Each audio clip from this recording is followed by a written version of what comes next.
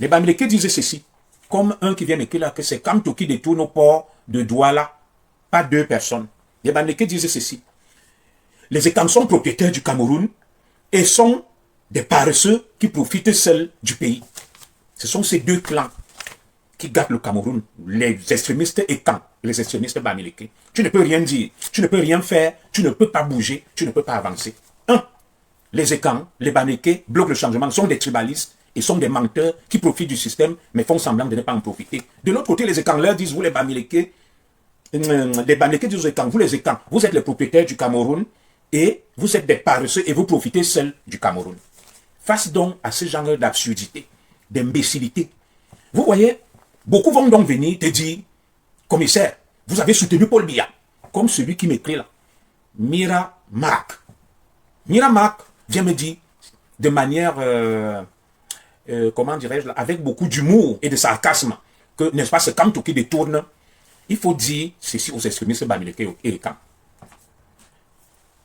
D'abord aux extrémistes Bamileke, pourquoi certains Ekans soutiennent Paul Biya, même comme ils ne sont pas d'accord avec la manière dont le pays est géré. Je vais vous expliquer ça. Écoutez bien, je vous l'ai déjà expliqué plusieurs fois, mes frères extrémistes Bamileke. Vous voyez le Front National en France, devenu Rassemblement National. Chaque fois qu'ils vont aux élections, les Français les désavouent. C'est vrai, ils sont en tête des sondages cette année. Pourquoi? Pourquoi les Français les désavouent? On appelle ça la peur. Quelqu'un qui a peur de toi ne peut pas voter pour toi. Dans ce qu'on appelle la carte du monde, notre vision du monde, carte du monde, CDM. Chacun voit le monde sous son prisme, selon ses émotions et selon sa culture. C'est toujours la faute à l'autre. Alors, comment les extrémistes Bamileke, qui soutiennent le professeur Maurice Kamto, pensent qu'un Ekan peut se joindre à eux pour voter Maurice Kamto et œuvrer pour le changement, vu sous leur prisme, où ils accusent les Ekans, tous les Ekans, de profiter du Cameroun, d'être les seuls à profiter, d'être les propriétaires du Cameroun et d'être des paresseux. Et ils brandissent la menace avant les élections que vous allez lire l'heure. Nous allons vous montrer. Donc, même si les Ekans voulaient le changement, ils vont aller voter Paul Biya par peur. Est-ce que mon frère, là, tu le comprends? Ou ma soeur Mira Marc, venez dire que non, c'est la faute des Ekans, parce qu'ils empêchent le changement, alors que nous avons voulu voter Kamto. Il faut faire votre examen de conscience.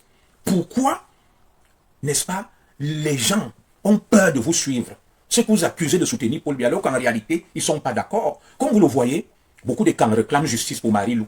Pour réclamer justice, il faut déjà reconnaître que le pays va mal. Ça veut dire que, vraisemblablement, ça serait un cas d'école, un paradoxe, que les mêmes qui réclament justice pour Marie-Lou, qui savent que le pays va mal, mais qui soutiennent Paul Biya. Il y a une raison pour laquelle ceux-là soutiennent Paul Biya.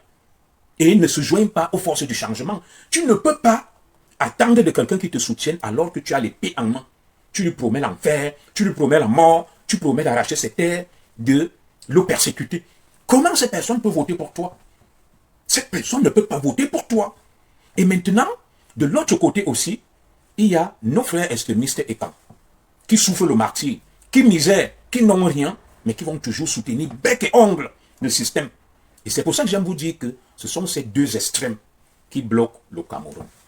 Ce sont ces deux extrêmes qui bloquent le Cameroun. D'un côté, les extrémistes Ekans, qui soutiennent juste par peur et d'autres par fanatisme le système. Et de l'autre côté, les extrémistes Bamileke, qui soutiennent par tribalisme, par haine, l'opposition et veulent régler les comptes aux autres.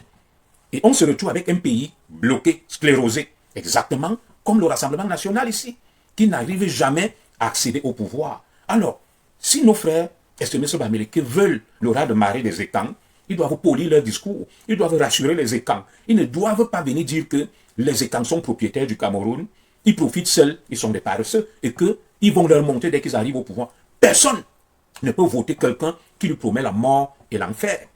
C'est aussi simple que bonjour à comprendre. Et c'est le discours que je prends, la troisième voie, celle qui nous éloigne des deux extrêmes.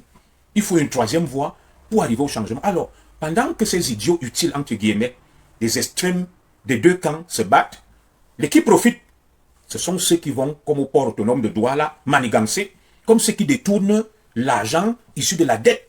Le Cameroun emprunte de l'argent, des milliards. On vous dit, la dernière facilité d'emprunt signée par le président Paul Biya, 1600 milliards de francs CFA. Près de 1600 milliards de francs CFA. Je n'ai pas dit millions, milliards. 1 milliard, c'est 1000 millions. Tu te poses une question. Mais cet argent va où? Qu'est-ce qu'on fait avec cet argent-là? Des gens le détournent. Des gens l'utilisent à des fins personnelles. Ils empruntent au nom du Cameroun, du peuple camerounais, mais ils utilisent pour leur propre compte et c'est l'ensemble du Cameroun qui le rembourse. Voilà la triste réalité du Cameroun. Que faisons-nous donc face à ces deux camps extrêmes qui prennent en otage le Cameroun et le changement et leur idiotie profite à des prédateurs qui sont au sommet de l'État, qui volent, qui pillent, qui font même base, comme vous le voyez sur l'affaire du port autonome de Douala. Et c'est pour ça que ceux qui nous accusent, moi j'ai dit à mes deux sœurs que j'ai rencontrées à la soirée de notre sœur Chantal Aïs, le général Marcel, que regarde mon général, le pouvoir, le régime en place me déteste, l'opposition me déteste, je ne suis aimé par personne. Ça veut dire que la vérité vient de moi. C'est moi qui ai la vérité au final. Excusez-moi. La vérité vient de moi. De deux côtés, il y a de la haine. Le parti au pouvoir, l'opposition. Ils me détestent. Je ne suis ni avec l'un, ni avec l'autre. Ça veut dire que c'est moi qui détiens la vérité. Parce qu'ils savent que je suis un homme intègre, honnête et juste. Je vais vous prendre quelques petits exemples en m'appuyant sur tout ce que Calibri a dit avant d'aborder le sujet, l'épineux sujet du port autonome de Douala, l'affaire du scanning. Alors, lorsque actuellement vous suivez les déclarations, les dénonciations de Calibri, j'étais avec eux. En 2018, j'ai dit la même chose, qu'il y a le tribalisme, que c'est de l'imposture. Les gens jouent à un double jeu. Il a fallu attendre des années pour que les uns et les autres aient la confirmation de ce que j'avais déjà annoncé en 2018. Calibri, à travers ses nombreuses sorties, nous donne de nombreuses informations. Nous avons tiré de nombreux enseignements des sorties fracassantes de Calibri Calibro. Calibri Calibro dit, j'ai envoyé Kamto en prison. J'ai envoyé Kamto en prison. Le même Calibri Calibro avait dit avant, Kamto n'a rien à voir dans les casses de l'ambassade. Il était en prison injustement. Et Calibri vous dit que c'est lui qui a envoyé Kamto en prison. Il y a une petite information qu'il vous donne. Je vous ai toujours dit ici qu'aucun activiste vivant sur le sol occidental ne peut opérer s'il ne rend compte au service secret du pays d'accueil. Je sais de quoi je vous parle. En ma qualité d'ancien commissaire, d'activiste et autres. Donc, Calibri vient, n'est-ce pas, vous faire l'aveu que c'est lui qui a envoyé Kamto en prison. Il a envoyé Kamto en prison avec l'aide de qui? Qui était derrière lui? Et pourquoi déclare-t-il que c'est parce qu'il a cassé les ambassades qu'il a envoyé Kamto en prison? On pourrait analyser cette information de deux manières.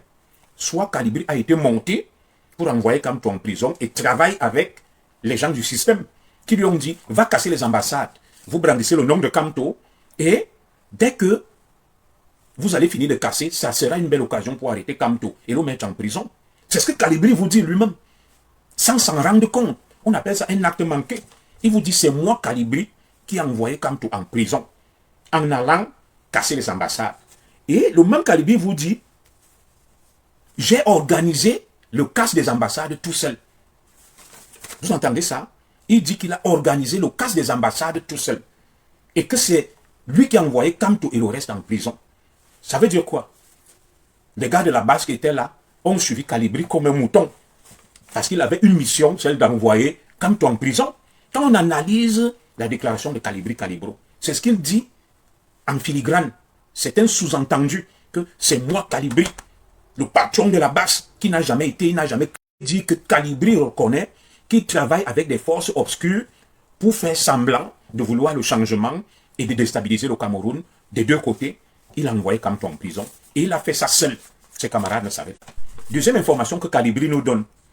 Calibri nous dit, si je voulais m'enrichir et battre campagne pour Paul Biya, je l'aurais fait. Allez demander à l'ambassade du Cameroun en France. Partagez le direct, sécurisé. C'est Calibri qui parle. Que s'il avait voulu s'enrichir et battre campagne pour Paul Biya, il aurait pu le faire. Et si on discute, qu'on aille demander à l'ambassade du Cameroun en France, ça veut dire que Calibri a des solides entrées à l'ambassade du Cameroun en France. Et que Calibri, c'est un sous-entendu, a été sollicité par des gens de l'ambassade du Cameroun en France pour aller battre campagne pour Paul Biya. Voilà, pour aller battre campagne pour Paul Biya. Ambroise Abanda, moi j'analyse ses propos à lui-même. Quand tu dis Calibri, je suis courageux, il n'y a personne qui est plus courageux que moi. Ma vidéo est là en 2013 face à Paul Biya et sa garde armée. Personne de là-bas n'a fait ce que j'ai fait. Ils ne sont pas courageux. J'analyse ses propres propos. Il dit, si je voulais battre campagne pour Paul Biya, je l'aurais fait, je me serais enrichi. Allez demander à l'ambassade du Cameroun en France. Assez bizarre. Qui l'a appelé à l'ambassade du Cameroun en France pour aller battre campagne pour Paul Biya? Et pour quelle raison? C'est lui-même qui le déclare, c'est pas moi. Et le même Calibri vous dit que, quand vous voyez un ambassadeur qui arrive, il vous dit, il n'y a ni basse ni patriote. Il vous dit, il n'y a ni basse ni patriote. C'est un ambassadeur. Et Calibri vous dit que, dans cette ambassade, on l'a sollicité pour aller battre campagne pour Paul Biya. Il aurait dû s'enrichir. Qui l'a sollicité? Pourquoi l'a-t-on sollicité avec tout ce qu'il a fait? Point d'interrogation. C'est des aveux graves qu'il fait. Quand tu analyses, tu comprends beaucoup de choses, que le combat que certains disent mener est un faux combat. Ils sont ambigus, ils sont ambivalents, ils jouent à un double jeu. Et c'est ce que Calibri dit. Il est en contact avec les gens de l'ambassade. C'est lui-même qui parle. C'est pas moi qui parle à la place de Calibri. C'est Calibri qui parle. Alors, le même Calibri dont on va vous dire que des soi-disant combattants ont acheté des maisons une fois dans le combat. Il dit, des soi-disant combattants ont acheté des maisons. Il parle de Kamwa, de Niat et autres. Vous avez vu Niat, vous montez sa maison et Kamwa. Et Calibri dit donc, pourquoi ce n'est qu'une fois dans le combat qu'ils s'achètent des maisons? Vous voyez donc ces gens qui vous disent qu'ils ont œuvré pour le changement.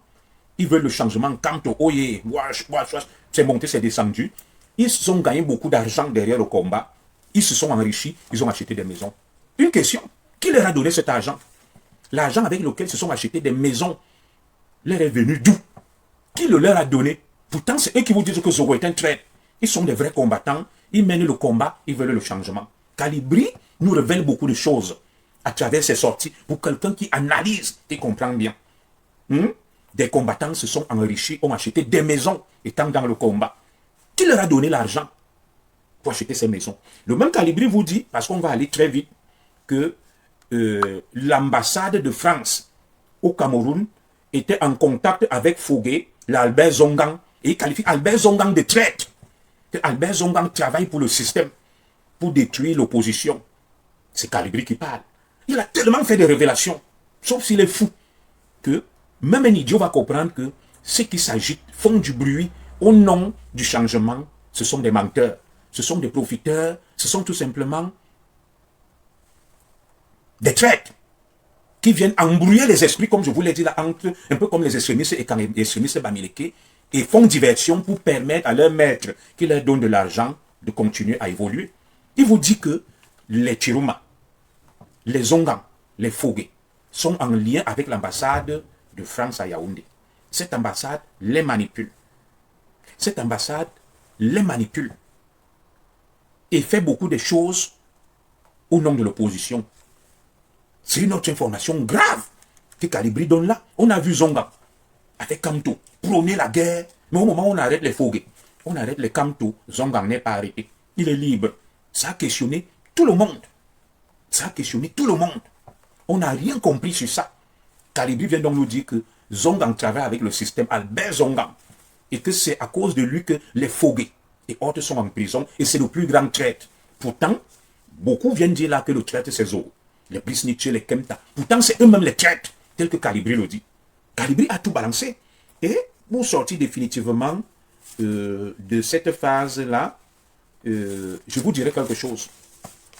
Vous donc, mes frères et quand, vous n'avez rien compris. Quand vous êtes là, vous venez dire, oh, les Ekans sont victimes des Bamileke. Il y a, les Ekans sont menacés de disparition. Le grand remplacement. Les Bamileke achètent tout. Les Bamileke envahissent les Ekans. Et vous venez me voir pour vous aider à mener ce combat stupide. Je vous dis, moi je ne suis pas un mouton de Panurge pour suivre les gens bêtement. Et je vous mets en garde, vous extrémistes Ekans et vous extrémistes Bamileke, c'est vous le problème du Cameroun. Vous savez pour qui vous roulez, pour faire diversion et vous n'abordez jamais les vrais problèmes. Quand tu vas voir la vie de certains extrémistes Ekans, certains n'ont pas les papiers, ils n'ont rien à manger. Ils ne profitent en rien du système. Ils souffrent. Ils sont victimes du système. Mais ils sont dans tous les inbox. Ils réclament justice pour le peuple Ekang. Ils se plaignent. Ils n'ont rien. Mais ils sont prêts à tuer quelqu'un pour que le même système se maintienne. Allez chercher l'erreur. Où est l'erreur? Ces Ekans-là, extrémistes, ne peuvent pas parler des détournements des fonds publics. Ils ne peuvent pas parler des deux clans Nanga et Boulou qui se battent au port autonome de Douala. Ils ne peuvent pas parler du détournement de l'aide publique au développement, des vrais problèmes du Cameroun. Les mêmes qui roulent pour ces gens-là, comme les extrémistes bamileke, mettez des cœurs s'il vous plaît, sécurisez le Dieu. Ce sont les mêmes qui vont venir bavardailler, embrouiller les esprits dehors. J'ai lu certains écans qui me disent que vous voyez, la basse ne critique jamais son excellent Ferdinand Ngongo, secrétaire général de la présidence de la République. On m'a envoyé beaucoup de choses. Et je n'ai rien après le secrétaire général de la présidence de la République. Moi, j'avais annoncé que je ne parle plus de lui. Alors, comment ils disent que le secrétaire général de la présidence, M. Ngongo, n'a aucun mandat, n'est pas élu. Mais les mêmes s'attaquent à d'autres ministres et camps qui ne sont pas élus, mais épargnent Ngongo. Je vous ai toujours dit que quand vous voyez de Paul Tchouta, vous voyez les Jumento, ça va vous étonner que leur patron est un écan qui est proche de Paul Biya. Au moment où vous croyez là que leur patron, c'est Kamto, ou bien les extrémistes bamileke, parce que vous êtes dans un sale jeu entre les extrémistes et camps qui sont manipulés par des petits pontes du régime. Je vais vous dire, quand vous voyez beaucoup de femmes et camps sur Facebook venir parler, Kogo est d'ici, la haine de tribalisme, pas le nom des écans qui combattent les bamileke, c'est souvent deux choses. Un, soit l'une d'elles était sortie avec un bamileke et a fait des enfants avec un bamileke et utilise sa déception, ses déboires sentimentaux pour entraîner tout le monde dans la chute, soit elle sort avec un petit profiteur écan qui est dans le régime, soit les gens de la sécurité présidentielle, la DGRE, c'est beaucoup de petites femmes écan que vous voyez dans tous les directs, insulter tout le monde, menacer tout le monde, dire que le problème du Cameroun c'est les bamileke, ils ne parlent jamais, ils ne critiquent jamais le système écan. Soit c'est des déboires sentimentaux qu'ils ont eus en sortant avec des bamileke, soit ils sortent avec des petits ndouringeme qui sont des écans au pouvoir. Ce sont les bibouanes. Ils les envoient donc sur Facebook aller embrouiller les esprits, s'aimer la confusion, s'aimer la haine. Je sais de quoi je vous parle. Et maintenant, de l'autre côté, beaucoup de bamileke extrémistes vont venir crier, hurler, que Abba Paul Biya, wow, wow, wow, ils distillent la haine de Bénin, ils bloquent le changement. La plupart travaillent pour les pontes et camps qui sont autour du président Paul Biya. Et on leur a dit, ce combat-là entretient la confusion et empêche l'émergence des forces du changement. À qui profite le combat des cons, le combat de ce qu'on appelle des crapules, les extrémistes des camps et les extrémistes bamileke? Ça profite aux prédateurs du régime, aux aristocrates, ça profite aux apparatchiks, ceux qui sont autour du président Biya, qui tiennent le pays en otage. C'est à eux que ça profite. Mais les mêmes qui jouent à ce jeu vont venir accuser d'autres d'être responsables du blocage du pays, d'empêcher le changement, alors qu'en réalité, ce sont eux-mêmes qui empêchent le changement. Je ne peux pas comprendre que les écans viennent me voir, justice pour Marie-Lou. Oui, nous voulons justice pour Marie-Lou. Mais s'ils réclament justice pour Marie-Lou, ce sont les mêmes qui font confiance au système qui n'arrive pas à leur permettre de rendre justice à Marie-Lou. Ça veut donc dire qu'au lieu de me demander de venir réclamer justice pour Marie-Lou, ces écans-là doivent dénoncer le système qui soutient que nous avons voté pour vous. On tue des écans et justice ne leur est pas rendue. Vous cessez de soutenir ce système. J'ai demandé à ces écans que vous dites que vous êtes victime des bamileke. Qui dirige le Cameroun? C'est Paul Biya, l'homme le plus puissant du Cameroun. Sa femme, Chantal Biya, la femme la plus puissante du Cameroun. Regardez le nombre d'écans aux affaires.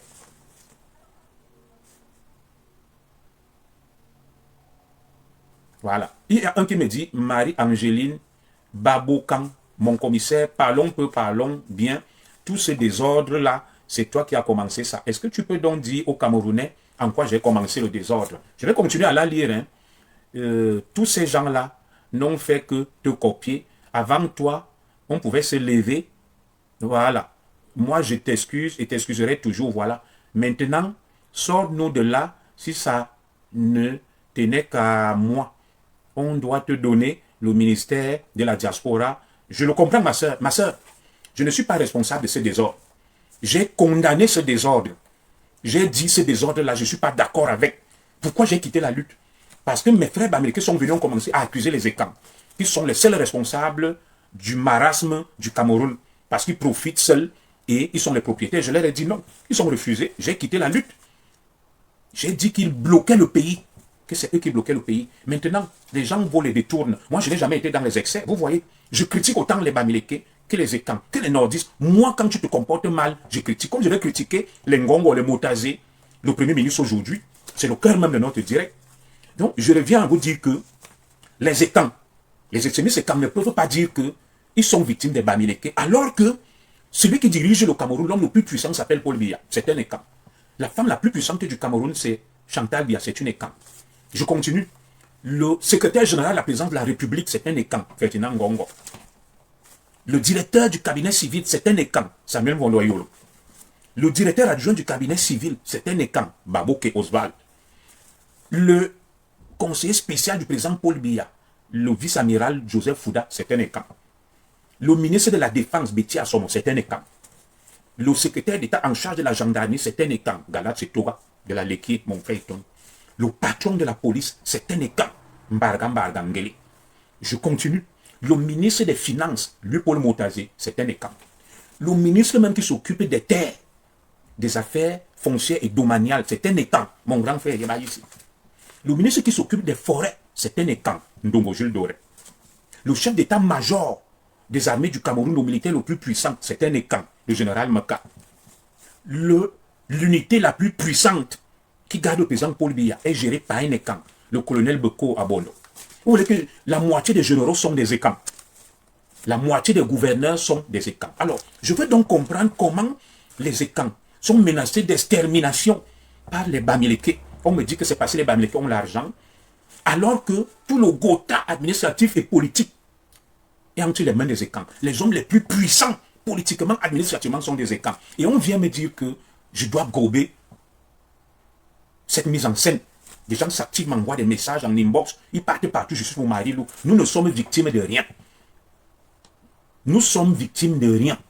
Parce que vous ne pouvez pas me démontrer que tous ces puissants écans qui contrôlent l'appareil politico-administratif sont complices des Bamileke pour s'auto-détruire, pour accepter le génocide des leurs, la disparition des leurs. Moi, ce genre de choses ne passe pas. Ne comptez pas sur moi pour ce genre de choses-là. Je vous dis, miné minal. Je ne suis pas ce genre de choses-là. Oui. Et admettons même que les Bamileke aient de l'argent, qui fabriquent les hommes d'affaires. Il y a une arme pour détruire les hommes d'affaires. La ligne 94 est détenue au niveau du ministère des Finances. C'est un levier qu'on actionne pour donner des crédits aux hommes d'affaires Bamileke pour être riches. Tout comme les impôts. On utilise l'arme fiscale à travers des exonérations fiscales douanières pour favoriser les hommes d'affaires. Et si le pouvoir en place veut détruire un homme d'affaires, ça ne leur coûte rien. La preuve à Mugo Belinga. Donc venez me dire que comme les Bamileke ont ceci, oui, je l'entends. Le véritable problème que vous ne voulez pas aborder, vous, mes frères extrémistes et camps, je vous traite au même titre que les extrémistes Bamileke, c'est que vous connaissez où est le mal, vous connaissez où est le problème, mais vous n'osez pas en parler. Vous n'osez pas toucher du doigt la réalité. Voilà votre vrai problème. Oui, parce que les extrémistes et camps qui parlent là, ils n'ont pas accès au pouvoir, ils ne profitent en rien. Ils sont pauvres, ils misèrent. Certains n'ont même pas les papiers. Quand on organise même les cérémonies au palais, on les invite, pas moi, on invite les Bamileke. Ils doivent donc se poser des questions comme, mais comment nous mourons pour des gens? Mais ces gens sont avec les ennemis que nous combattons. Vous combattez les ennemis des hommes du pouvoir et camp, des extrémistes Bamileke. Mais quand les hommes du pouvoir et camp fêtent et font tout ce qui est bien, ils invitent vos ennemis pour faire la fête avec eux. Dites-moi où est la logique? Où est la logique dans ça? Il n'y a aucune logique dans ça. C'est tout simplement que vous êtes manipulés, les deux camps.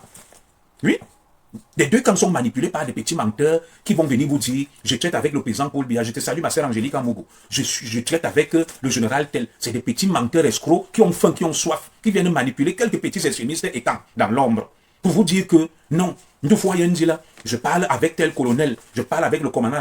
Tu vas avec même ces petits rigolos, il te dit qu'il vient te voir au nom d'un Vondoyolo. Vous allez dans un restaurant, tu quittes Yaoundé, tu viens en mission, venu d'un Vondoyolo, un milliardaire qui construit des maisons aux femmes. Tu dis que tu viens voir un écan au nom de Vondoyolo. Vous allez au restaurant, c'est toi qui payes le restaurant. Il n'a même pas 10 francs en poche. Mais il va te dire qu'il influence le fonctionnement du pays. Il est trop fort. Il a faim. Dans ce restaurant, si vous ne faites pas attention, on vous arrête, on vous garde à vue. Mais il vient en mission au nom de l'État du Cameroun. C'est tout simplement des petits farfelus. Et je l'ai compris, des petits menteurs, des petits imposteurs qui veulent se faire importants, qui crèvent de faim, qui n'ont rien, qui viennent mentir. Et moi, ce petit jeu-là, c'est terminé avec moi. C'est terminé, c'est fini, je ne suis plus là. Et ce sont les mêmes, ils organisent des groupes, ils vont de direct en direct. Oui, nous devons dire la vérité à tous ceux qui prennent en otage le Cameroun. Le Cameroun est pris en otage par tous ses enfants. qui sont au sommet de l'État, qui sont des Ekang, des Bamileke, des Nordistes, des Douala, des anglophones et tout. Ma grande sœur Angélique Amougou, je connais le bon cœur que tu as.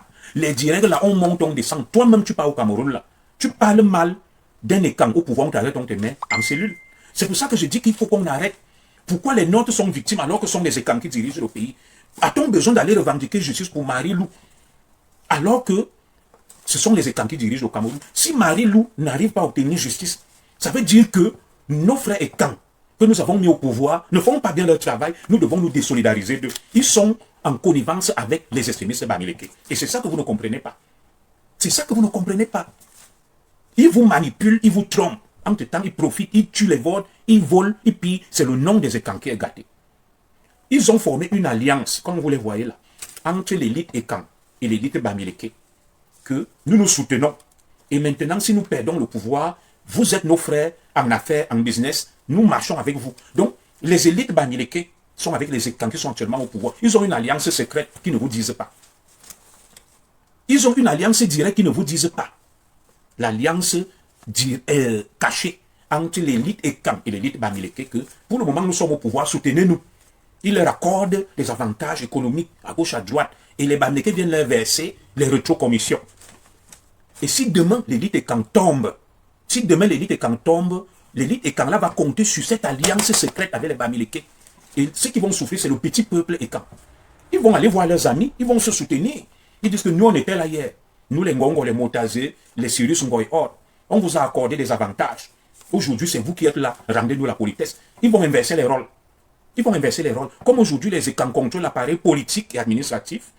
Si demain, les Bamileke, qui sont leurs alliés dans leur alliance, contrôlent l'appareil politique, les Ekang vont devenir des hommes d'affaires. Et les Bamileke qui seront au pouvoir, leurs amis, vont leur donner des marchés, exactement comme les Ekang le font aujourd'hui. Vous irez même bien fouiller l'affaire du port autonome de Douala. C'est pareil. Ils veulent donner ça à leurs amis Bamileke. Donc, ne venez plus me voir pour me raconter vos histoires, vos bêtises là, que c'est monté, c'est descendu. Et c'est les Bamileke qui sont gagnants. Moi, je ne sais pas que c'est monté, c'est descendu. Non, moi, ce discours ne me plaît pas. Ce discours nous enfonce. Nous devons voir la réalité en face. Marie-Lou ne peut pas être victime, tuée comme elle a été tuée, comme un animal. Et on dit qu'on réclame justice alors que le président de la République, c'est un Ekang. La première dame du Cameroun, c'est une Ekang. Le secrétaire général de la présidence de la République, c'est un Ekang. Les hommes et les femmes les plus puissants du Cameroun sont des Ekang. Le directeur du cabinet civil, c'est un Ekang. Son adjoint, un Ekang. Le chef d'état-major des armées, un Ekang. Le commandant de la GP, un Ekang. Le ministre de la Défense, un Ekang. Le patron de la gendarmerie, un Ekang. Le patron de la police, un Ekang. Celui qui partage les terres même, un Ekang. Celui qui partage les forêts, un Ekang. Qu'est-ce que vous voulez? Moi, je veux comprendre votre logique. Quand vous venez me voir, vous pleurez que non, lève-toi, réclame justice, nous sommes envahis. Les Bamileke vont, non, non, non. Non. C'est un petit jeu entre l'élite Ekang, qui est aux affaires, et l'élite Bamileke. Ils embrouillent les esprits, et ils font leurs affaires comme au port autonome de Douala. La guerre entre les extrémistes Bamileke et les extrémistes Ekang arrange les prédateurs au sommet de l'État et maintient le même système. On se neutralise, le combat des chiffonniers au bas de l'échelle, et au sommet de l'échelle, les prédateurs profitent, se font plein les poches. Vous êtes des idiots utiles. Et c'est pour ça que ça m'énerve. Vous avez suivi toutes les révélations de Calibri. Les gens que vous croyez même incarner là, le changement, sont derrière ces gens-là. Donc, moi, je ne vais pas tout rentrer dans les détails. Ce sont les mêmes Ekang qui vendent tout. Oui, ce sont les mêmes Ekang qui sont corrompus. Vous voyez un concours comme celui de l'ENAM, l'École nationale d'administration, où on forme l'élite du Cameroun de demain. On vous dit que les places se vendent à l'ENAM. C'est qui le directeur de l'ENAM? Sumbuangula. C'est un Ekang, un Yezoum. Voilà. Et les Ekang ne vont pas parler de ça. Ils vont aller accuser les Bamileke. Le ministre de la fonction publique, c'est un Ekang. Joseph Anderson Lé, c'est un Ekang. Donc, ça veut dire que Eyeba ici est dans le complot. Il prend vos terres pour donner aux Bamileke, pour qu'il y ait le grand remplacement. Si vous avez des comptes à demander à quelqu'un, ne venez pas me demander. Allez demander à Eyeba ici. Le conseiller juridique du président Paul Biya, celui qui a remplacé Fouman Akam, qui est le véritable patron de la justice camerounaise, c'est un Ekang. Namaremi, le conseiller juridique, c'est lui qui gère la justice camerounaise. C'est même pas les Laurent et les Momo. Donc, Namaremi, allez demander à Namaremi. de tout faire pour que justice soit rendue à notre sœur Mbala Marie-Louise. Parce que vous êtes des poltrons, vous jouez à un faux jeu. Vous êtes manipulés les deux camps et vous venez embrouiller les esprits et vous pensez que c'est moi qui dois me sacrifier. Non. Non. Les écans sont là, ils mangent, ils boivent, ils volent, ils rigolent avec leurs amis bamileke. Et ceux qui doivent mener le combat, ça doit être les Ogos. Pourquoi? Non, je refuse. Je refuse de mener ce combat-là. Voici le mois qui est fini, nous sommes le 30. Ni un bamileke ni un écan ne va m'aider à payer mes charges. Si je ne vais pas travailler comme je suis parti là, si ma femme ne va pas travailler, je vis dans la rue. Mais on va venir me demander de porter des causes, que je relève-toi. Justice pour moi qui m'a rendu justice. Ça fait 18 ans que je suis en Europe. J'ai eu des problèmes dans la police. Mettez des cœurs, soutenir le direct. Qui a rendu justice pour moi? Pourquoi les États ne viennent pas dire justice pour Junior Zogo? Pourquoi ils ne disent pas justice pour moi? Pourquoi moi je dois me mobiliser pour les autres qui eux ne peuvent se mobiliser pour personne? Vous savez pourquoi vous venez parler là, justice pour Marie-Lou? S'il faut que justice soit rendue pour Marie-Lou, ce sont les nôtres qui dirigent le Cameroun. Vous n'avez même pas besoin de manifester, d'aller parler, de brailler. Ils doivent rendre justice. Puisque nous leur avons fait confiance, nous les avons mis là pour que justice, le Cameroun soit dirigé selon la justice. Pourquoi réclamer encore la justice alors que c'est nous qui les avons mis là? Et nous les avons mis là, nous fermons les yeux et vous venez vous me demander, moi, d'aller les combattre, de me mettre devant et de rendre justice à Marie-Lou. Non. Ceux qui doivent rendre justice à Marie-Lou, c'est le président Paul Biya. C'est sa femme, la première dame qui est une écan. C'est tous les écans qui sont autour du président Paul Biya, qui ont des postes clés, qui doivent dire que non. Comment notre sœur peut mourir comme ça? Et s'ils ne font rien, cherchez donc à comprendre pourquoi ils ne font rien. Cherchez à comprendre pourquoi ils ne font rien. Et ce n'est pas parce que vous criez, vous bavardez, dans les bas-fonds, les chaumières, qui vont faire quelque chose. Ceux qui crient même, qui bavardent dans les bas-fonds, je leur pose une question. Quand il y a des cérémonies au palais qui vous invitent, quand ces gens profitent, je connais les fils des ministres et hauts dignitaires qui sont ici, ils ne peuvent même pas vous serrer la main. Ils vivent, ils ont beaucoup d'argent, ils vivent 1000 à l'heure. Vous n'allez pas leur demander de se mettre en première ligne. Mais vous venez tout le temps pleurer sur ma page. Venez pleurer sur ma page. Vous me demandez de me constituer en sacrifice humain pour aller me sacrifier pour des gens qui jouent à un double jeu minal. Je ne suis plus là. Voilà. On va donc revenir sur l'affaire du port autonome de Douala qui est notre sujet. Il est 12h35. Je vais bientôt arrêter le direct. Alors, nous assistons à une bataille au niveau du port autonome de Douala sur une société qui doit assurer le scanning. Le scanning, ça veut dire scanner, enregistrer de manière numérique le flux, n'est-ce pas, commercial au niveau du port de Douala. Ça veut dire qu'on a digitalisé, on a numérisé, on est passé, n'est-ce pas, de la gestion papier vers la gestion informatique du port. C'est de ça qu'il s'agit. Alors, nous, quand nous observons ce spectacle-là, le spectacle du port autonome de Douala, qui met en scène deux clans, les mêmes clans dont on vous parle chaque jour, le clan Nanga et le clan Boulou, avec leurs alliés. Vous êtes toujours là, vous, ma famille et quand. Vous voyez comment le pays s'enfonce. Vous voyez comment les nôtres, nos élites se comportent mal. Mais vous ne leur dites pas la vérité.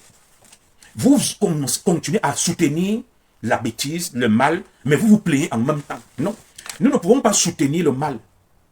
Quand je dis soutenir, je n'ai pas dit qu'il ne fallait pas voter pour le président Paul Biya. Moi-même, j'ai demandé qu'on vote pour le président Paul Biya à cause des extrémistes bamileke. Parce que si les extrémistes bamileke ne nous menaçaient pas, si on n'avait pas peur d'eux, qui nous promettent l'enfer et la mort, j'allais demander qu'on vote contre le président Paul Biya. C'est un vote de peur.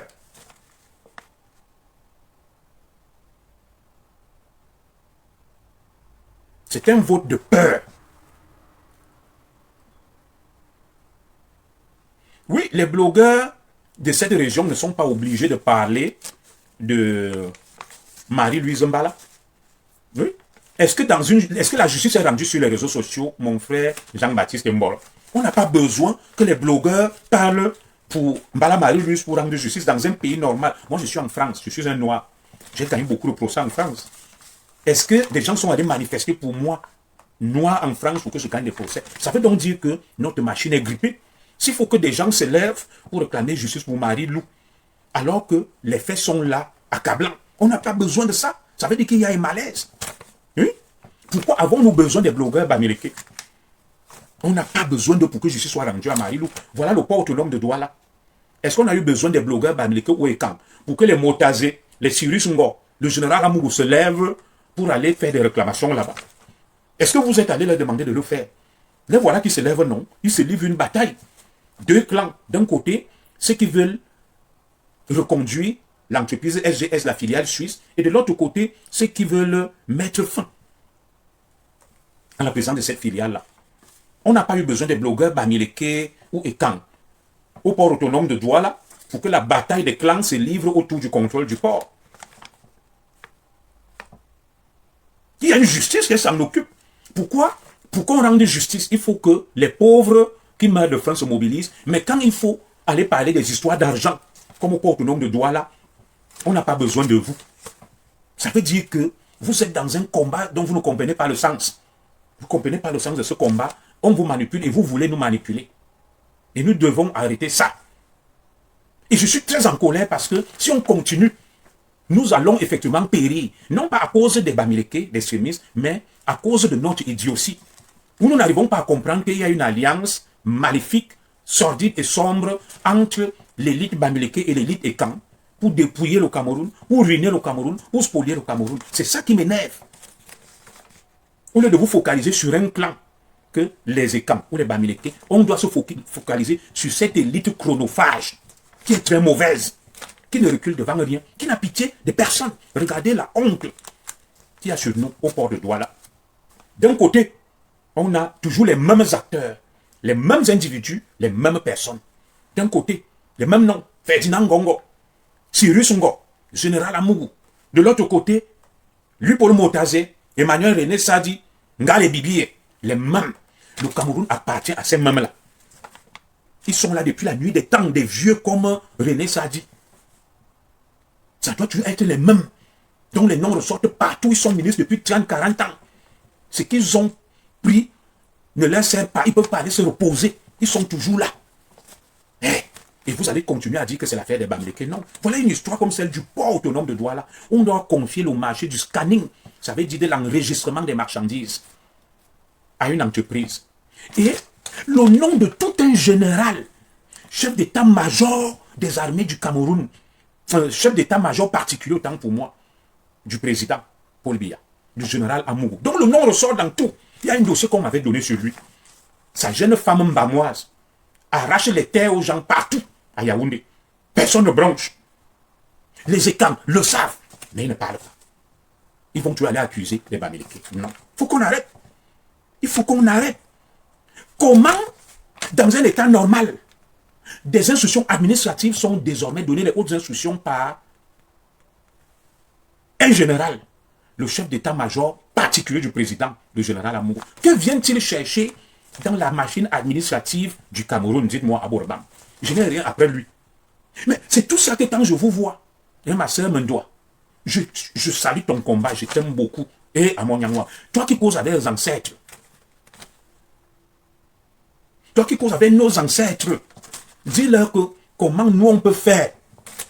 Ma soeur Mendoa Nanga, tu causes avec les ancêtres, ma loi bouille, ma dingwa bouille. Tu es ma soeur. Parce que vous me dites toujours, non, soyons solidaires. Quand on regarde le spectacle offert par nos élites et quand, est-ce que nos ancêtres bêtis peuvent être contents de ça?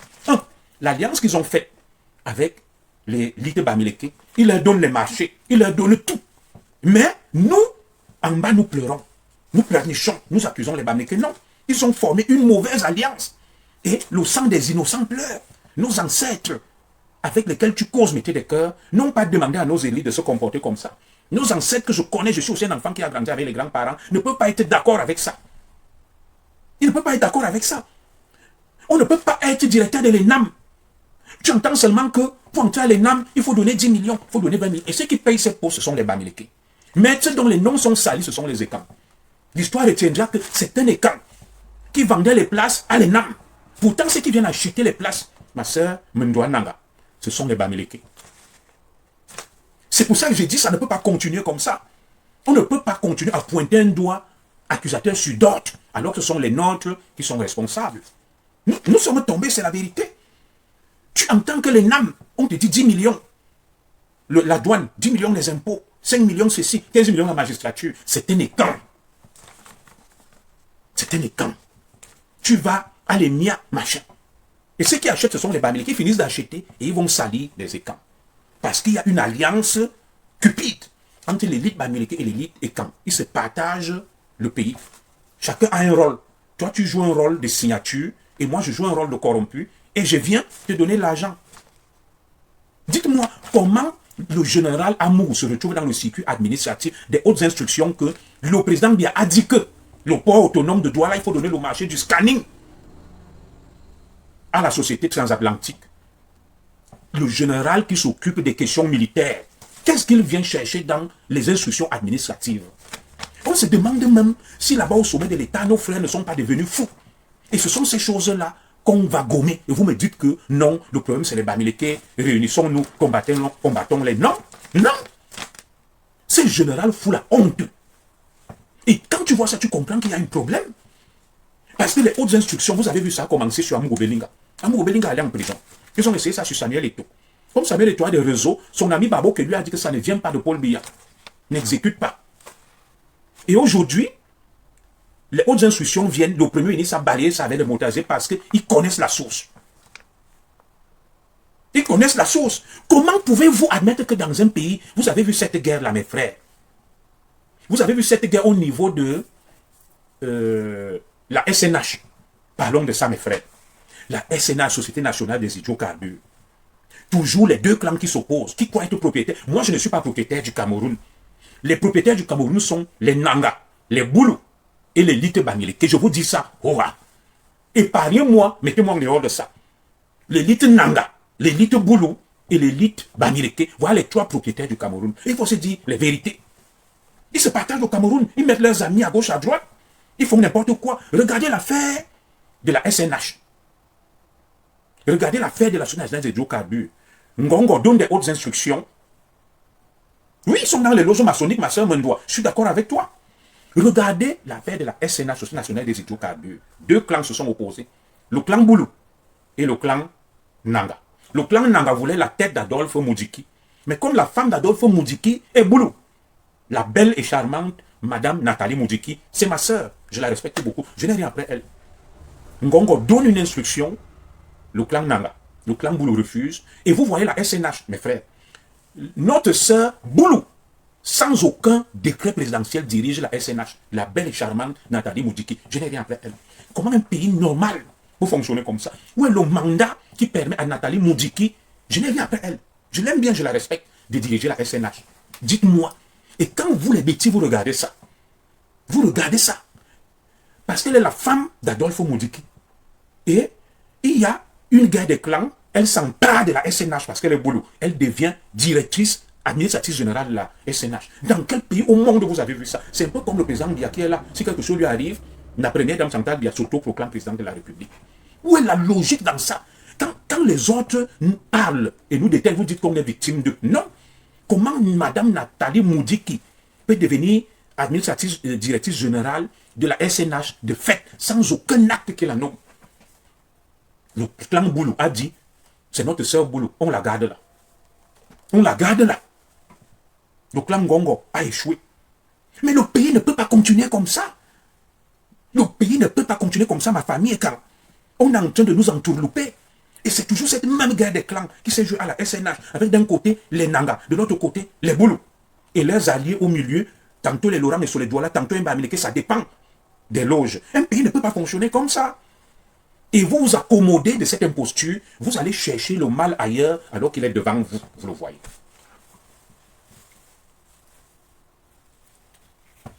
Le mal est devant vous, vous le voyez, mais vous n'avez pas le courage de dénoncer, de parler. Madame Nathalie Moudjiki devient l'administratrice, directrice générale de SNH par le Roha, parce qu'elle est la femme de quelqu'un. Je veux qu'on la nomme, elle est compétente.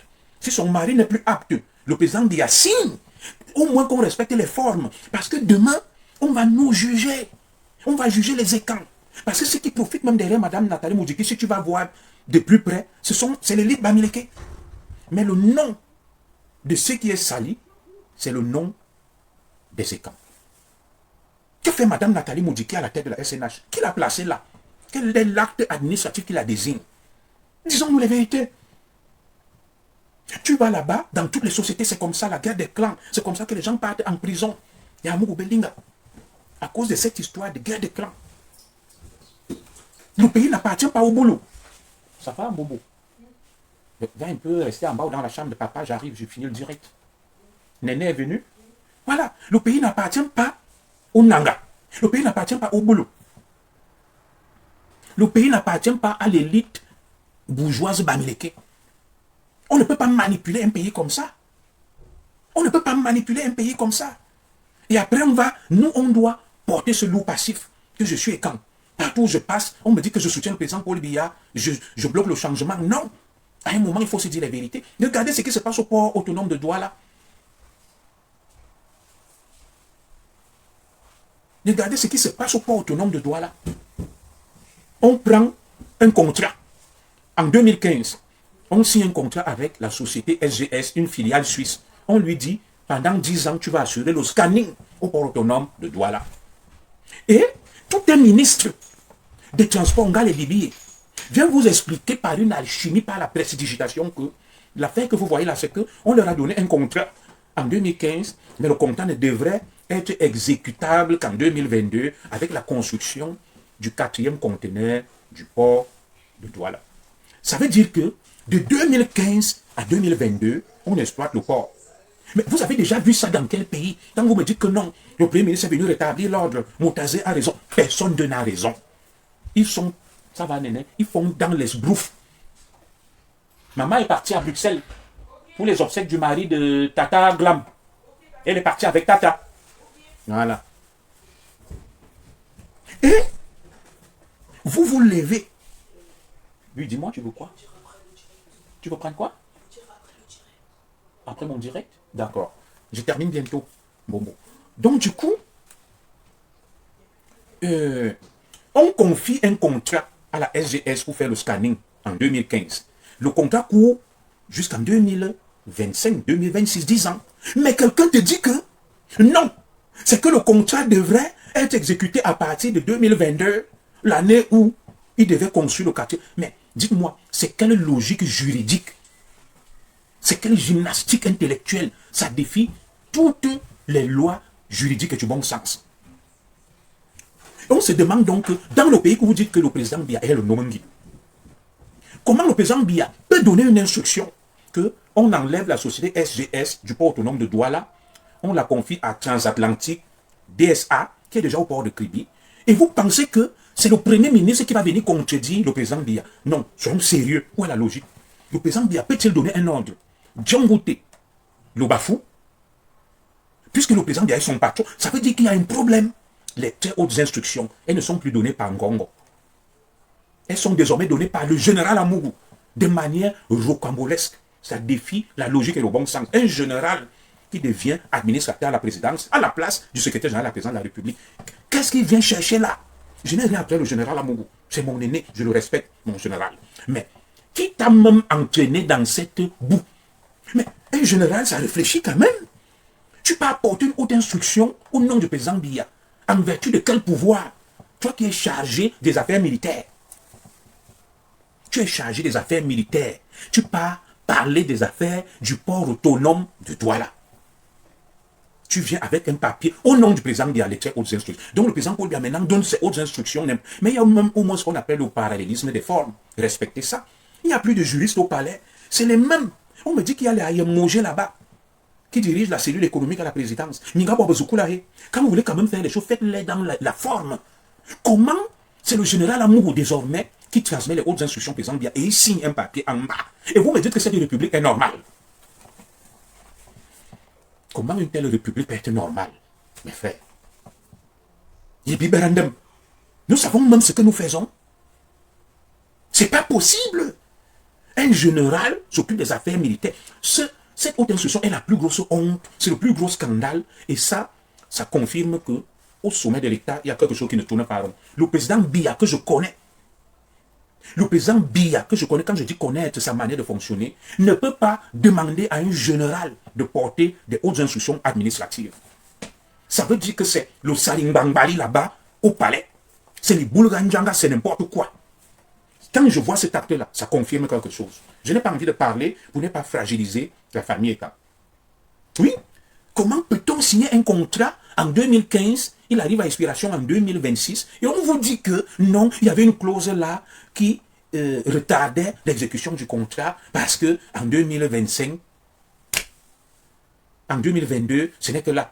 Et c'est un ministre des temps. Et vous avez vu, Il y a eu des morts à la haute autorité portuaire nationale. Je n'ai accusé personne. Quand j'ai parlé de ça, un frère, Sawa proche du ministre Ngale Bibi est venu m'appeler que pourquoi tu parlais du ministre, on m'a envoyé mon commissaire de parler. Vous avez suivi que Epoupeke, le directeur de la haute de l'autorité portuaire nationale, est mort de manière bizarre. Notre frère Enoa qui était là-bas, l'un des hauts cadres de l'autorité portuaire nationale, est mort comme un chien. Vous étant qui réclamez justice là, Enoa est mort comme un chien. J'ai les photos, exactement comme Madame Marie Lumbala. Vous ne réclamez pas justice pour ça. Il y a des affaires sur lesquelles vous réclamez justice et des affaires sur lesquelles vous ne réclamez pas justice. Il y a bon mot. On tue des gens au Cameroun pour des postes. Il y a des assassinats, des meurtres.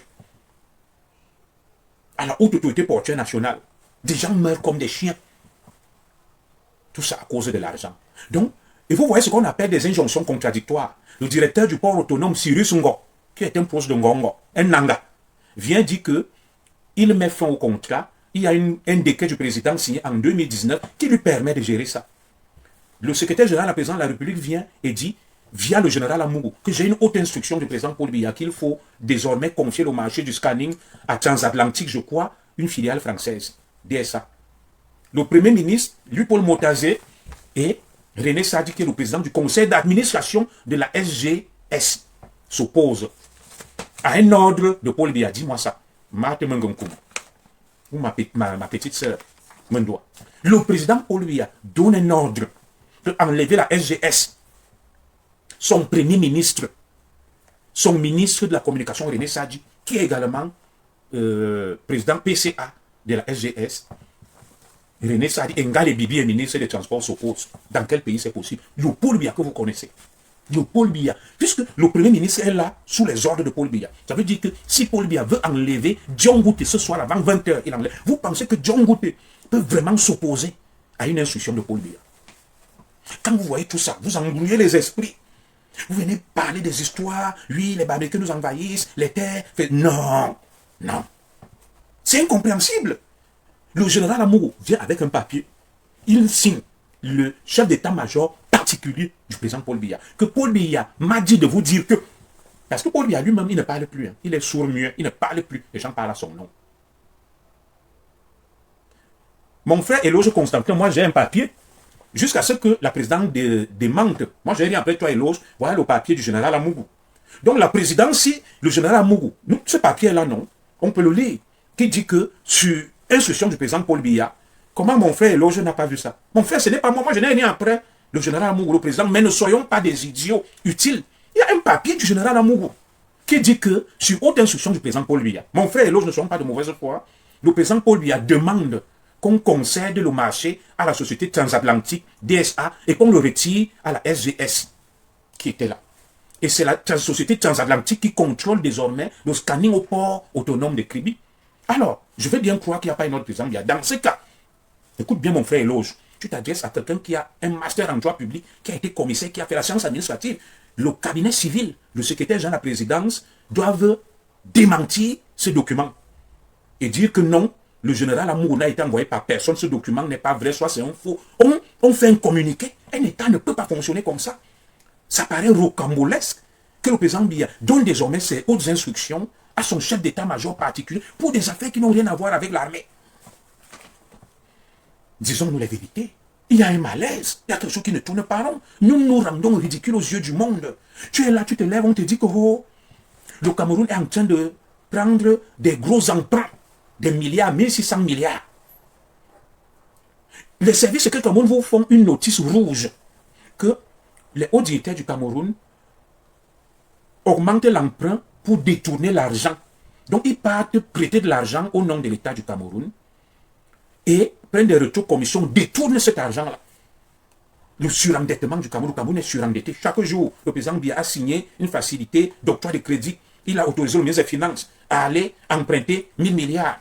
Il a emprunté le ministre des Finances à aller emprunter 1600 milliards. Cet argent va où? Est-ce qu'on peut nous dire à quoi sert cet argent?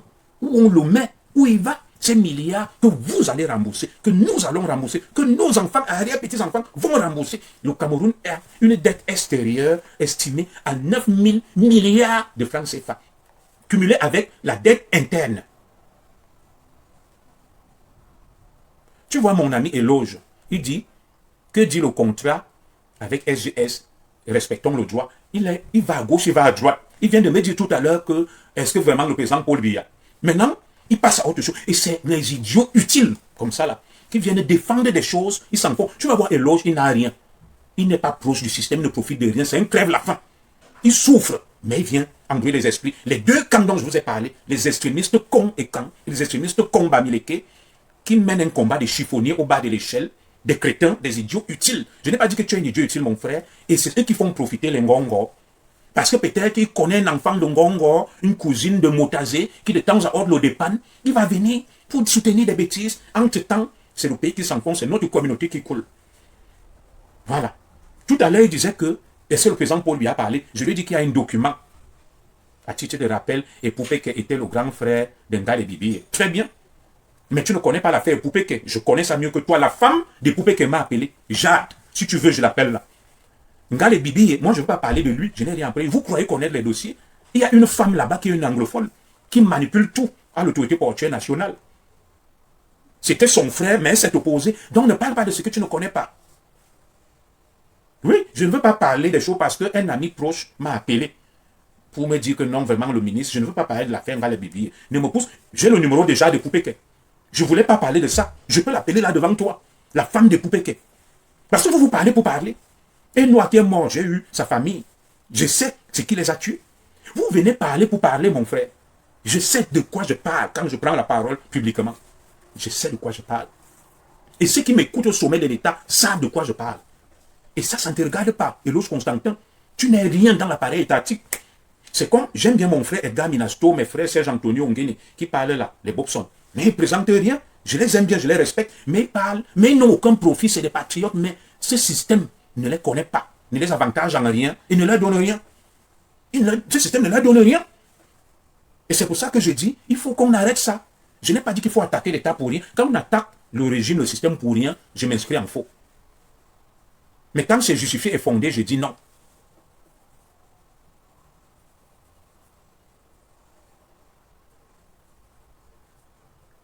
Moi, je n'ai pas besoin de savoir si Éloge t'appelle ou un gros machin. Je t'ai donné une info. Moi, tu ne m'intéresses pas, Éloge. Tu n'es ni premier ministre, ni tu es un Ndurungé, mais aussi que tu as pouvoir. Voilà l'affaire du port autonome de Douala. Tu ne t'appelles ni Ngongo, ni Cyril Zungo, ni Général Amougou, ni Motazé, ni René Sadi. Tu viens chercher quoi là? C'est pas à toi que je m'adresse, mon frère. Va boire ton vin, va manger tes soya au quartier. Je m'adresse à ceux qui dirigent, à ceux qui prennent des décisions. Donc, mets-toi de côté. Ah, sinon, je vais te bloquer là. Tu nous perds le temps pour rien. Tu n'es rien dans le système. Ne viens pas prendre des balles sur ce dont tu n'es pas responsable. Ou tu restes, tu écoutes comme tout le monde. Tu restes tranquille, tu te tais. Sinon, je vais te bloquer. Bon, on va donc le bloquer.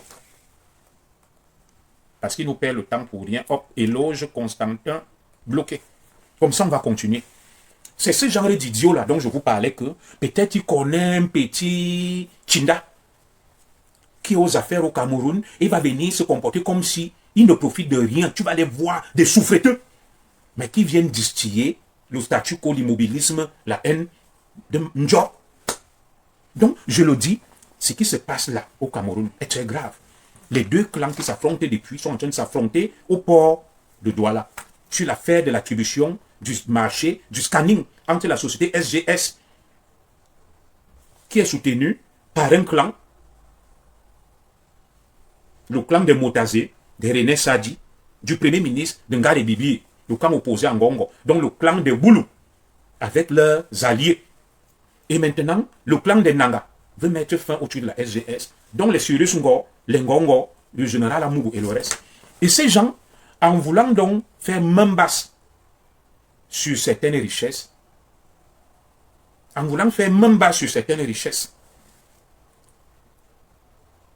sont obligés de fouler au pied les procédures administratives, de faire n'importe quoi. Et c'est l'image de la communauté écanquière et écornée dans le monde.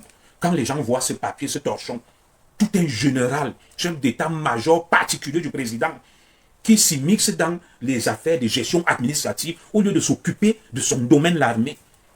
Ici un papier. Ici un papier que le président Biya m'a dit de vous dire que dans un domaine qui n'est pas le sien, Parce qu'il y a une manne financière. Tout ce qui les intéresse, c'est l'argent. Je me demande toujours que mais tout l'argent que ces gens ont pris depuis des années, ça va leur servir à quoi? Ils font quoi de ça? L'argent les amène même où? Des gens qui sont des ministres depuis 30, 40 ans, qui continuent à courir derrière les espèces sonnantes et trébuchantes jusqu'à leur mort. L'argent là, ils vont l'amener où? Regardez un peu les territoires et quand, mes frères. Il n'y a ni route, ni électricité, ni eau, ni rien. Mais on a des élites et quand. Tu entends seulement leurs noms dans les histoires d'argent des milliards. Je vous ai donné les noms de tout ce qu'on a là. Tu vas dans les zones et quand c'est la misère. Au moins, l'élite Bamileke, qui avec les Trump, ils partent, ils construisent chez eux des routes, des hôtels, ils investissent. Que font les écans avec l'argent qui se partage avec l'élite Bamileke? Tous ces écans que je vous ai cités là, ils font quoi avec cet argent? C'est l'argent du con, c'est l'argent du femme là. Vous payez la dîme satanique avec.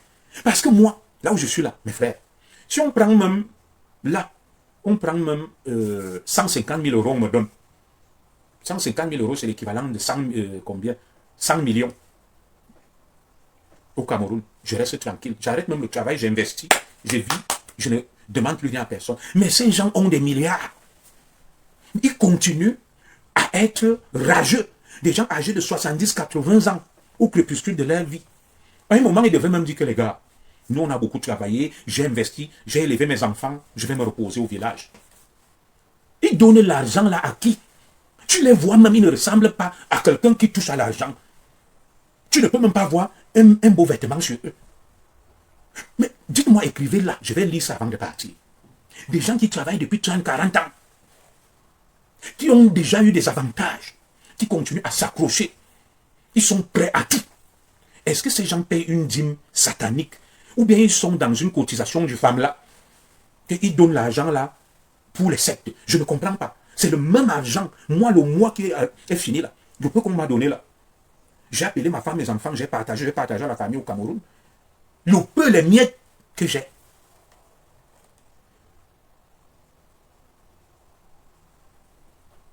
Donc l'argent qu'ils prennent, ma soeur Marthe, Mungonkumu, leur sert à quoi? Nous là, c'est la fin du mois, nous sommes en Europe. Nous qui gagnons les petits 2000, 2500, 3000 euros. On est fiers, on va payer nos chars à les maisons, les assurances, les impôts, on aide les familles. Mais eux, ils ont les milliards. Depuis 30, 40 ans, ils continuent à avoir le sang aux yeux. 1 milliard, c'est 1000 millions.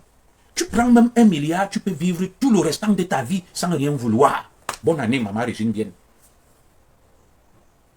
Tu prends 1 milliard, ça te fait 1000 millions.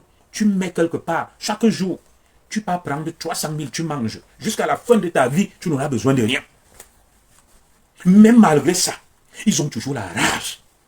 Je veux vraiment savoir ce qu'ils font de cet argent-là. Au moins, l'élite Bamileke, tu vas voir, même si c'est le Mokwaye, ils construisent des hôtels, des sociétés. Ils investissent chez eux. Qu'est-ce que nos élites font avec ces noms-là, avec cet argent-là? Moi, je veux ça. Il n'y a rien chez nous.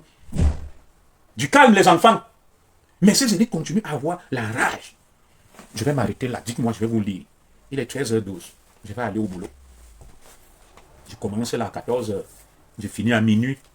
Dites-moi, qu'est-ce que ces élites font avec cet argent? 1 milliard, c'est 1000 millions. Je n'ai pas dit que tous ont le milliard, mais ils ont quand même au moins les 50, les 100, les 200, 300, 400 millions. Leurs enfants sont devenus grands. Ils les ont élevés. Ils ont construit. Ils sont à l'abri du besoin. Quel est leur problème? Quelqu'un comme le général Amougou, pour qu'il aille sortir un papier que le port autonome de Douala, il faut ça. Le général Amougou est déjà âgé. Ses enfants sont âgés. Quel est son problème? Quel est le problème du ministre Louis-Paul Montazé? Quel est le problème du premier ministre John Gouté? Quel est le problème de Cyrus Ngo? Dites-moi, quel est le problème du ministre René Sadi? Quel est le problème du ministre Ngale Bibi? Quel est le problème je veux savoir, avec tant d'argent qu'ils ont déjà eu, que vont-ils faire de cet argent? Je veux savoir, dites-moi. Je veux savoir. Mes frères, dites-moi. C'est l'argent de la sorcellerie que j'ai vu. Un Bamileke l'autre jour, il prend 14 millions. Quelques instants après, il meurt. Nous, on est là. Les miettes qu'on nous donne ici, nous investissons, nous aidons les gens. Mais eux, ils ont des centaines de millions. Mais ils ne sont pas rassasiés. Ils sont prêts à tout. Quelqu'un peut tuer l'autre. Alors qu'ils ont déjà élevé leurs enfants, construit des maisons, se sont mis à l'abri du besoin. C'est pas possible. Ils gèrent même quel cheese, à quel âge? Qu'est-ce qu'un vieux de 70 ans, 80 ans peut encore faire même à une femme? Dites-moi, quel Chisa? Les femmes sont là. Ils peuvent vous faire quoi même encore, même si tu as te prendre le Viagra. Moi, ces affaires me dépassent, ça échappe à mon entendement. Le port autonome de Douala, admettons même donc qu'il y a eu tout ça. Pourquoi le Premier ministre depuis et les Motasés n'ont pas sorti un truc de recadrage que le truc qui arrive là, on mène une réunion de concertation avant l'expiration, puisqu'il y a un appel d'offres, on voit la solidarité gouvernementale. C'est chacun qui tire la couverture de son côté. Pour jouer les bons aujourd'hui, personne parmi eux n'est bon ni juste. Ne venez pas me dire là qu'on applique le droit, il n'y a aucun droit. On ne peut pas signer un contrat en 2015, il arrive à expiration en 2026, et on te dit que non, le contrat signé en 2015 est exécutoire en 2022, il doit se prolonger jusqu'en 2032. Non. Et de l'autre côté, ceux qui veulent aussi mettre l'autre entreprise, tous sont dans le faux, la manipulation, la recherche du contrôle de l'argent. Tous pourris, aucun n'est correct. C'est pour ça que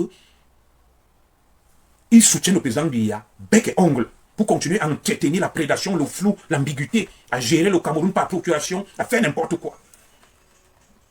Des dizaines d'enfants camerounais sont morts, poussés par les deux camps, les extrémistes de l'opposition, les extrémistes du pouvoir. Une cinquantaine de morts. Le sang des Camerounais coule. Des innocents meurent, mais des gens sont là, ils s'accrochent. Le Cameroun leur appartient. Il n'y a personne d'autre. Le Cameroun leur appartient. Même au Tchisa, ils donnent quoi? Je connais beaucoup de leurs Tchisa. Ils ne donnent rien. Bonjour, ma petite sœur, ma Foyo Ménisona. Ils ne donnent rien au Tchisa. Je connais beaucoup de Tchisa de ces gens qui souffrent ici. C'est pas possible.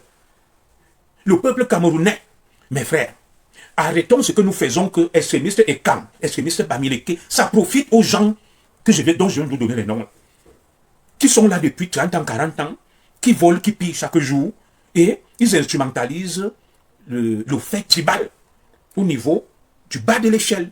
Les extrémistes Bamileke, les extrémistes et camps s'entretuent, entre-temps ils volent l'argent au sommet de l'État. Ils volent l'argent au sommet de l'État. Entre-temps, les enfants du Cameroun meurent et souffrent.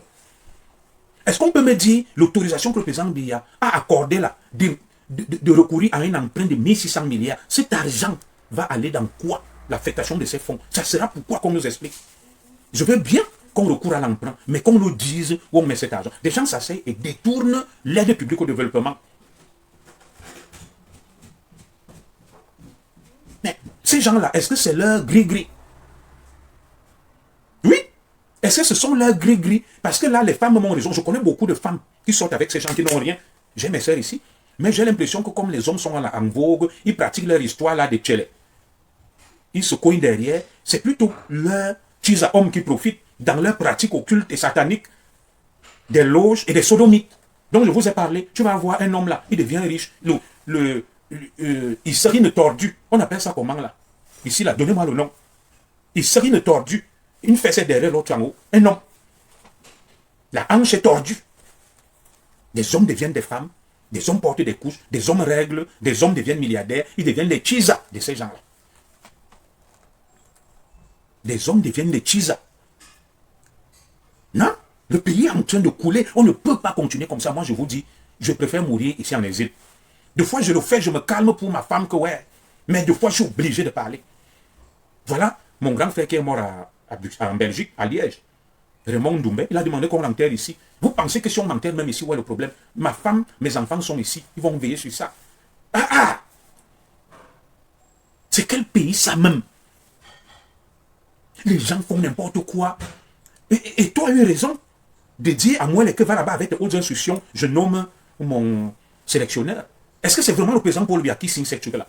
Est-ce que c'est vraiment le président Paul? Le président Paul Biya peut demander qu'on change une société au port autonome de droit et le Premier ministre décide le contraire. Non, c'est pas possible. C'est pas possible. Ça veut dire qu'il y a un problème là-bas au palais, mes frères. Ouvrons les yeux. Les sons, ce n'est pas l'affaire des Bamileke, des écans. Moi, je suis quelqu'un d'objectif. Et je vous dis, je suis en colère, je suis très en colère contre les extrémistes Bamileke qui bloquent le changement en mettant en avant le tribalisme, en accusant les écans pour rien. Je suis aussi très en colère contre les extrémistes écans qui font en sorte qu'il n'y ait aucune force qui émerge. Et entre-temps, ce sont les gens-là qui continuent. 2018, 2025 et 2032, on continue à regarder ça. Jusqu'à quand cela va durer? À l'heure où on devait leur dire, allez vous reposer au village. C'est toujours les mêmes. Je n'étais pas né, le ministre René Sadji était là. Je n'ai rien après lui.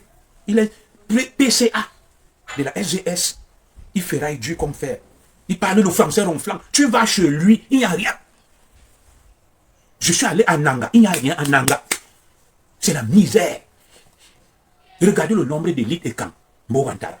Le président de la République est Ekan, l'homme le plus puissant du Cameroun. La femme la plus puissante du Cameroun, c'est la première dame Ekan. Le secrétaire général de la présidence de la République, la troisième personnalité la plus puissante du Cameroun, Ekan, Ferdinand Ngongo. Le directeur du cabinet civil, le quatrième homme le plus puissant du Cameroun, c'est un Ekan, Ayolo. Le directeur adjoint du cabinet civil, c'est un Ekan, Baboke. Le conseiller spécial du président Paul Biya, c'est un Ekan, le vice-amiral, dont le général Joseph Fouda. Le chef d'état-major particulier des armées du Cameroun, c'est un Ekan, le général Amourou. Le chef d'état-major des armées du Cameroun, c'est un Ekan, le général Maka. Le ministre de la Défense, c'est un Ekan, Betty Assoma. Le patron de la gendarmerie camerounaise, c'est un Ekan, Galat Setoga. Le patron de la police camerounaise, c'est un Ekan, Mbargam Bargangeli. Le ministre des Finances du Cameroun, c'est un Ekan, lui Paul Moutazé. Le ministre des Affaires domaniales du cadastre, c'est un Ekan, Henri Yebagisi. Le ministre des Forêts de la Faune, c'est un Ekan, Ndongo Jules Doré. Mes frères Ekan, dites-moi, il n'y a rien chez les Ekan. Parmi eux, il y en a qui ont 80 ans, 90 ans, ils continuent à sortir les yeux. À l'heure, ils doivent aller se reposer. Rien ne passe, ils n'entendent pas parler de l'argent quelque part. Tu vas dans nos zones, il n'y a rien. C'est l'apocalypse, c'est la misère la plus totale. Jusqu'à quand nous allons continuer à jouer à ce jeu? Je n'ai pas demandé qu'on tue quelqu'un. Je n'ai pas demandé qu'on mène la guerre. Je dis qu'il faut dénoncer cette imposture entre extrémistes et camps, extrémistes Bamileke, qui bloquent le pays pour qu'il n'y ait pas l'émergence d'une force qui va dire ça suffit. Vous tous là, allez au village vous reposer. On met les enfants du Cameroun, sérieux, calmes, de toutes les régions, qui vont travailler pour ce pays dans la justice, dans l'équité et dans l'honnêteté. Mais bien sûr, ma sœur Angélique Amougou, l'affaire des hautes instructions a envoyé Amougou Beling en prison. Ça a failli coûter cher à Samuel Eto'o. Heureusement, Babo qui est venu le sauver. Voilà ça, la SNH, c'est monté, c'est descendu. Le pays va à gauche, le pays va à droite. Tel a dit qu'on gère le pays avec le Congo-Ça. Le sommet de l'État est devenu un haut lieu de Congo-Ça. Tu te lèves, tu signes un papier, tu mets ton cachet en bas. Tu dis, Paul Biya m'a dit que... Paul Biya, que je connais, peut dire à son premier ministre que je veux qu'on enlève telle chose. Le premier ministre s'oppose à ça. Est-ce que vraiment Paul Biya signe encore ces documents-là? Soyons sérieux, disons-nous les vérités en nous regardant droit dans les yeux. Mes frères, j'ai soutenu Paul Biya. Je vous ai dit pourquoi. J'ai soutenu Paul Biya, non pas parce que je crois en ce qu'il fait, mais parce que les extrémistes Bamileke nous promettaient l'enfer, la mort, l'extermination. Je suis clair, j'ai dit, mieux je me protège. Paul Biya ne me promet pas la mort, l'enfer, mais autant mieux que ces gens et lui qui volent, qui pillent et que nous soyons en vie. Voilà la seule raison. Si les extrémistes Bamileke avaient tenu un discours d'apaisement, de rassemblement, je serais avec eux. Mais comprenez aussi les écans. Quand les écans se lèvent pour dire que justice pour Marie-Lou, ils se plaignent. Ça veut dire qu'eux-mêmes ne sont pas d'accord avec le système. Mais c'est à cause de vous, extrémistes américains, qui soutiennent ce système. Jusqu'à quand nous allons continuer? Des gens qui jouent un double jeu, Calibro a tout dit. Que dans leur lutte, il y a des traîtres, des manipulateurs. Rien n'est vrai, c'est la mise en scène. Moi, je ne vais pas tirer de conclusion à votre place. Ma soeur, ma jolie Mvongo, ça veut donc dire que ce n'est pas tel qui dirige. Tout le monde voit. Si le président Biya dirige le Cameroun, comment peut-il donner une instruction, une haute instruction, très haute instruction, via le chef d'état-major particulier, le premier ministre Bodantouche, avec le ministre des Transports et le PCA de la SGS? Ça veut dire qu'il y a un problème. Prenons le bon sens. Il y a un problème. Le Cameroun est le Salingbangba et la cour du roi Peto, c'est une auberge espagnole. Chacun fait ce qu'il veut. Le pays est en train de couler. Vous évitez quand, mes aînés, il n'y a beaucoup de choses. Est-ce que vous voyez même ce que vous êtes en train de faire? Vous nous couvrez de honte. Le monde entier, quand on passe, nos frères Bamileke se moquent de nous. Pourtant, ils sont avec vous, ils profitent. C'est eux qui payent les places à l'ENAM, c'est eux qui vous corrompent, c'est eux qui achètent tout chez vous, mais c'est eux qui viennent vous exposer encore dehors. Moi, je vais m'arrêter là. J'ai dit ce que j'avais à dire. Vraiment, c'est honteux. La Botswana, ça fait peur. Ne nous trompons pas de